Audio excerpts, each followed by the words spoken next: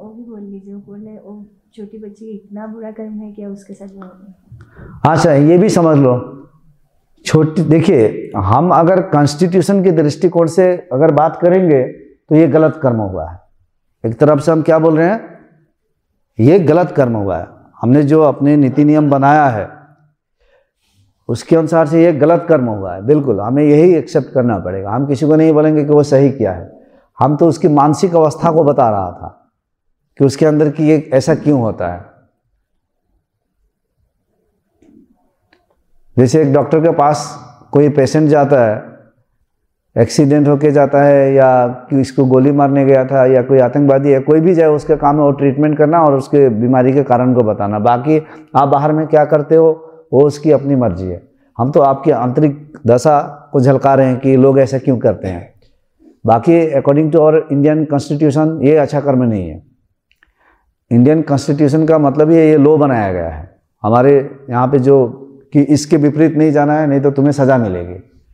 तो ये हमने बनाया हुआ नियम है, मान लीजिए अपने कॉन्शियसनेस के स्तर पे। इसी तरह से ब्रह्मांडीय एक कॉन्स्टिट्यूशन है,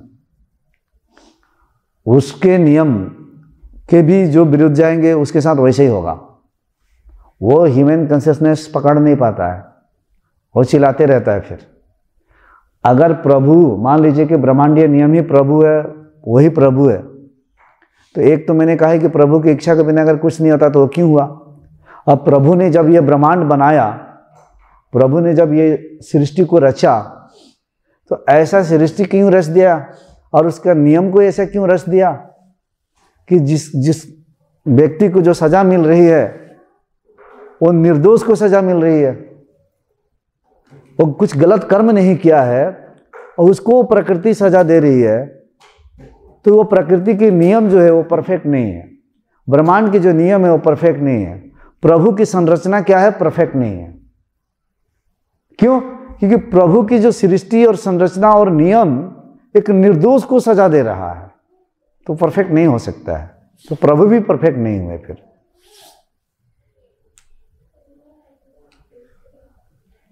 नहीं तो एक निर्दोष को क्यों सजा मिल रहा है उसको?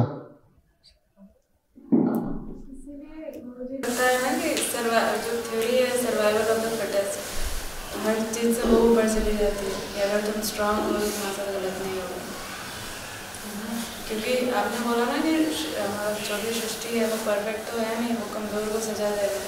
तो इसके विपरीत ये थ्योरी बनाई गई होगी ना कि मतलब क्या सर्वाइवल ऑफ द फिटेस्ट, जो स्ट्रॉन्गर है उसे भी सजा मिलेगी और जो कमज़ोर है उसे मिलेगी। तो फिर ये सृष्टि परफेक्ट नहीं हुई ना, फिर सृष्टि परफेक्ट नहीं हुई। सृष्टि के बनाए हुए सब परफेक्शन नहीं हुआ कि जो किसी को तगड़ा पैदा कर दिया, किसी को कमजोर, और उसको सजा दिया जा रहा है। तब तो हमें भगवान के पूजा पाठ तुरंत बंद करना पड़ेगा इस फिलोसफी को। किसी को कमजोर क्यों बना दिया, किसी को इसको क्यों बना दिया, उसको सजा मिले जा रहा है। कहीं फिट नहीं बैठेगा ये। इसीलिए तो मतलब लोग लगे रहते हैं ना कि पावर एक्वायर हो जाए ताकि कोई और तो ना कर पाए। अरे लोग लगे रहते हैं, जो कह रहे हैं ना, जो लोग लगे रहते हैं, एक दिन देखोगे कि वो भी हॉस्पिटल में पेशाब बंद हो गया, पाइप लगाया गया है। जो बहुत ताकतवर थे वो पाइप घुसेड़ा गया है पूरे अंदर, लेटरिन पेशाब नहीं हो रहा है, सारा पावर खत्म उनकी। ये भी तो देखिए, होता है कि नहीं ऐसा? सारे पावरफुल उसी में धंस जाते हैं। जो मेरी ज़मीन कहते हैं, उसी ज़मीन में कितने लोग आकर कह गए कि ये मेरी ज़मीन मेरी ज़मीन मेरी ज़मीन, उसी में दफना गए, उसी में जल के चले गए। आज जो चिल्ला रहे हैं वो भी उसी में जाएगा। आगे भी हजारों साल तक वो चिल्लाने वाला मेरी मेरी उसी में चला जाएगा। तेरी मेरी कहानी दोनों की संगति अच्छी है, दोनों चले जाते हैं, लेकिन ये छूटती नहीं है।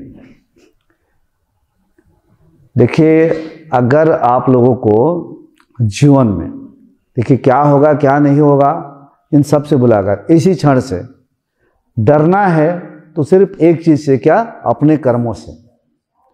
क्योंकि ब्रह्मांडीय नियम अपने आप में परफेक्ट है। एक बात को समझ लो आप लोग, ये अधूरा समझ लेने के ही तो कारण दुख है। ब्रह्मांडीय नियम क्या है मैं बता रहा हूं। ब्रह्मांडीय और सृष्टि के जो नियम क्या है, बिल्कुल परफेक्ट है। और जो कुछ घटित हो रहा है बिल्कुल परफेक्ट हो रहा है। व्हाट इज हैपनिंग परफेक्टली, किसी के साथ भी घटित हो रहा है। ब्रह्मांड के जो नियम है इनवाइटेबल है। बात यहां होती है आप अपने इच्छा के अनुसार, अपने इमोशंस के अनुसार, अपने फीलिंग्स के अनुसार इस सृष्टि को भी चलाना चाहते हैं। मेरे बेटी के साथ ऐसा क्यों हो रहा है, मुझे नौकरी क्यों नहीं मिल रही है, मेरे परिवार में ये क्यों नहीं हो रहा, वो लोग मुझे ऐसे क्यों करें। लोग नहीं है, ये साक्षात ये लोग सृष्टि ही है। टूट पड़े हैं जैसे आपने कर्म किया है कभी ना कभी। अपने अनुसार इस सृष्टि को चलाना छोड़ो, सृष्टि के नियम को समझो और नियम के साथ, और सृष्टि के क्या नियम है, जो डालोगे वही देगी। ये अटूट है, परफेक्ट है। आज हम नफरत की अग्नि यहां से किसी के लिए पैदा किया, वो नफरत की ऊर्जा गई सृष्टि में, आप तक पहुंचेगी ही। हो सकता है आपके बेटा के द्वारा पहुंचे, अपने पति के द्वारा पहुंचे, किसी और के द्वारा पहुंचे, लेकिन पहुंचेगी ही पहुंचेगी। सृष्टि में कुछ गलत नहीं हो रहा है। हमें लगता है एक तल पे, ह्यूमन दृष्टि के तल पे कि ये गलत है, लेकिन ब्रह्मांडीय नियम पे कुछ गलत नहीं है। बस हो रहा है जिसके साथ जो होना है। इसीलिए साधु संत सब घटनाओं में बिल्कुल अविचलित रहता है। आप अपने इमोशन और इच्छाओं में रो रहे हैं, लेकिन उसको पता है कि सृष्टि, सूर्य चांद अपने अपने ग्रह नक्षत्र पे घूम रहे हैं, आ रहे हैं। हर रोज सूर्य उदय हो रहा है, आ ही रहा है, फूल खिल रहे हैं, ऋतु आ रही है, जा रही है। पूरी सृष्टि अपना काम कर रहे हैं। आप अपनी इच्छाओं में, इमोशंस में इतने अंधे हो गए हैं अपनी इच्छाओं को लेकर कि अपनी इच्छाओं में पूरे सृष्टि के नियम को बांधना चाहते हैं। आप गुरु को तो बांधना चाहते ही हैं कि गुरु जी मुझे ये कर दीजिए, मुझे वो कर दीजिए। कुछ लोग आते हैं कहते हैं मुझे ये सब पता ही है, मुझे ये हुआ वो कर दीजिए, तुरंत कर दीजिए, यहां से अभी निकाल दीजिए। गुरु को भी कमांड देकर गुरु को भी बोलते हैं चलो मेरी इच्छा के अनुसार करो। नहीं करता है गुरु तो कुछ लोग भाग जाते हैं, दोबारा नहीं आते हैं। असली गुरु तो कभी आपकी इच्छा के अनुसार चलेगा भी नहीं। आपके एक एक इच्छाओं के सब खत्म नाश करेगा। भागो तो भागो, भागना होगा तो भाग जाओगे, अगर समय नहीं आया होगा तो, अभी दुख भोगना होगा तो भागोगे। उसीलिए गुरु पकड़ने भी नहीं जाता कि अरे भाग रहा है, सारे लोग भाग जाएंगे। भाग जाएंगे तो भाग जाएंगे, वक्त जहाँ है जैसा है सब ठीक है, परफेक्ट है। उसको कोई ना संघ बनाना है, कोई संप्रदाय बनाना है, ना कोई धर्म बनाना है। उसके अंदर सीधा धर्म, सत्य रूपी धर्म को लाना है। ये बात ध्यान में रखना है। सिर्फ अपना कर्म। अब कैसे हम पता करें कि हमारा कर्म कैसे सही हो? मेन बात यही है, यहीं पे बोल के बंद रहता हूं। देखो, शायद पिछली बार ये शिविर में कहा था मैंने, do to others what you would like others to do to you.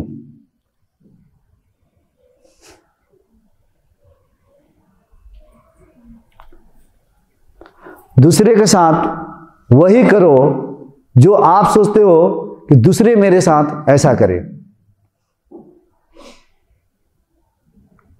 उदाहरण के तौर पे, अगर कोई लड़की जा रही है अंधेरे में, तो कोई एक पुरुष या कोई लड़के एक बार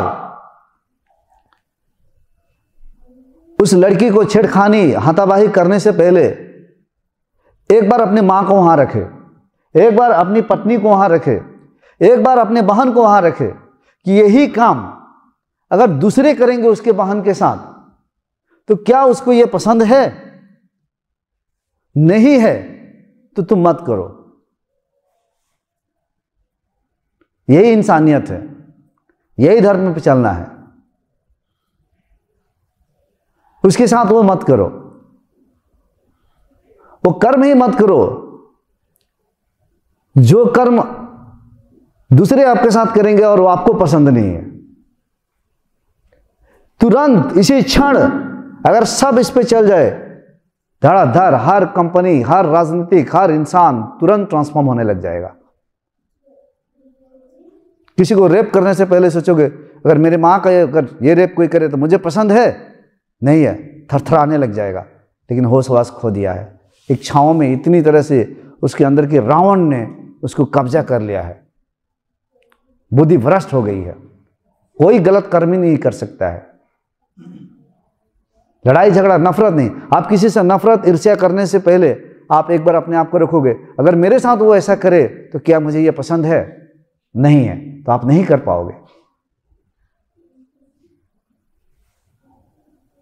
यानी तो ईश्वर श्रद्धालु हो, ईश्वर में विश्वास रखने वाले हो, तो अपने घर के कॉर्नर में अपने मंदिरों में से ईश्वर को निकाल कर बाहर निकाल कर लेकर आओ।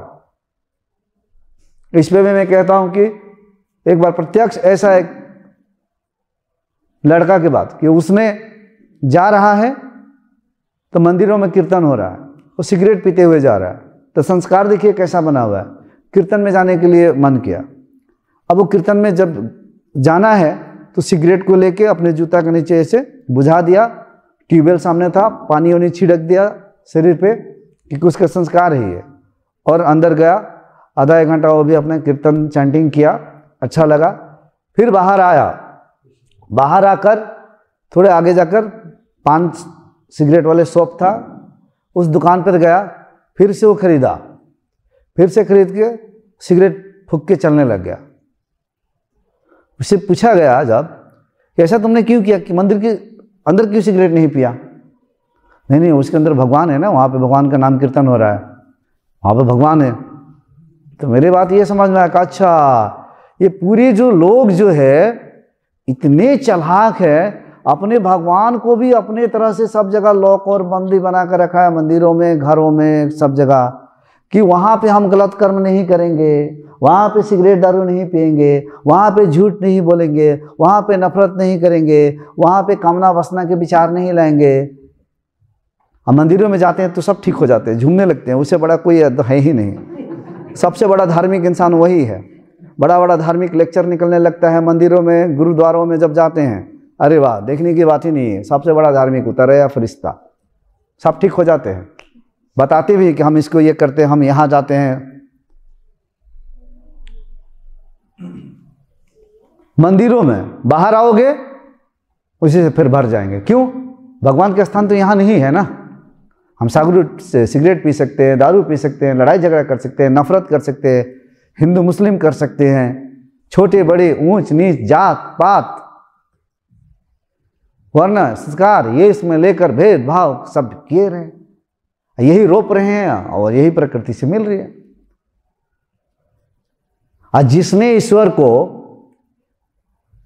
देख लिया, जानने के प्रयास में, अनुभव में, या किसी गुरु के मार्गदर्शन से कि ईश्वर सगुण निर्गुण सर्वव्यापक है, हर क्षण ईश्वर आपके अंदर विद्यमान है, वो देख रहा है इसी क्षण कि आप कैसे हो, आपके अंदर क्या लोभ है, आपकी कैसी इच्छाएं हैं, आपकी कैसी वृत्तियां हैं, आप क्यों आए हो, क्या करने वाले हो, हर चीज निरंतर साक्षी रूपी परमात्मा देख रहा है, हर जगह देख रहा है। मंदिर में हो तब भी देख रहा है, बाहर हो तब भी देख रहा है, हर जगह हर क्षण देख रहा है। वो सर्वव्यापक है, सगुण में भी है, निर्गुण में भी है, वो निरंतर देख रहा है आपको।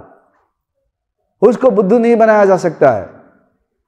10 लाख बार माला जप कर लिया फिर भी कुछ नहीं हुआ, बाहर जाओगे वो देख रहा है कि तुम कैसे हो। असली माला तो ईश्वर का पहना ही नहीं हो, असली माला तो जपा ही नहीं हो तुमने हृदय में, यहां ही जपे जा रहे हो, यहीं जपे जा रहे हो। अभी यहां माला जपने का किसी के समय आ जाए, वो उठ के चले जाएंगे उधर माला जपेंगे, सामने गुरु क्या बोल रहा है, इस माला को जपेंगे ही नहीं हो, उसके लिए वही माला आएगा, उसकी गति क्या है और नीचे जाएगी, विवेक नहीं है उसके, तो हर क्षण देख रहा है, हर क्षण। तो जो जानता है कि मेरे साथ ईश्वर सदा विराजमान है, यही है, इसी वक्त है, वो मुझे देख रहा है।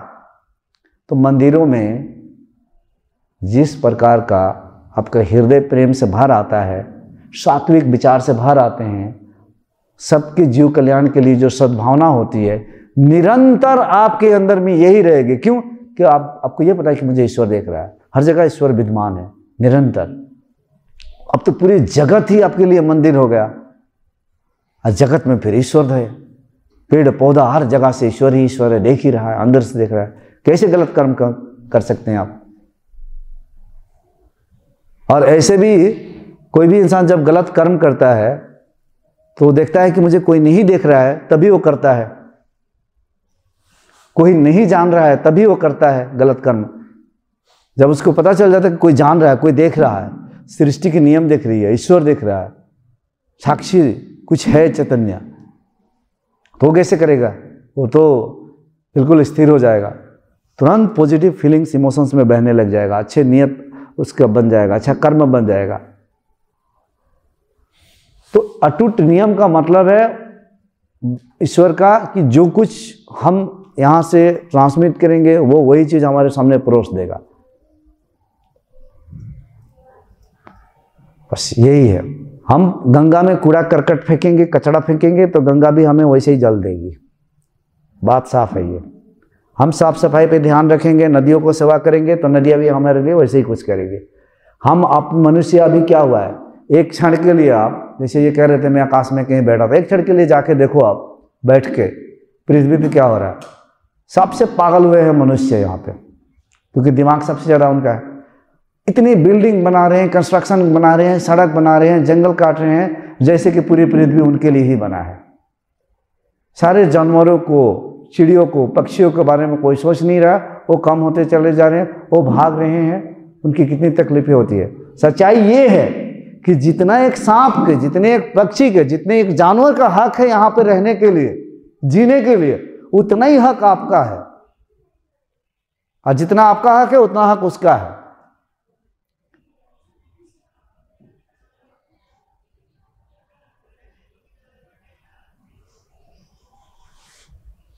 वो उतना है। ये जागृति है, ये जागना है।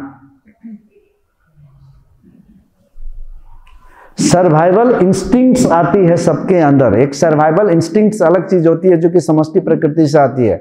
सर्वाइवल इंस्टिंक्ट्स का मतलब है हमने जैकेट बनाया, मफलर बनाया, खाना पीना, ये सब चीजों को व्यवस्थाएं कर रहे हैं सर्वाइव करने के लिए। जानवरों के अंदर भी सर्वाइवल इंस्टिंक्ट्स आती है, वो ऑटोमेटिक इवोल्व होते चला जाता है, अपनी व्यवस्था करते चले जाते हैं। हम जो कह रहे हैं ये चेतना के विकसित की बात कर रहे हैं, सत्य सच्चाई की बात किया जा रहा है। सर्वाइवल इंस्टिंक्ट्स को कोई रोक नहीं सकता, ये तो इवोल्यूशन में आते हैं, सबके अंदर आते हैं। ठीक है, इतना ही करेंगे, नहीं तो और समय निकलते जाएगा।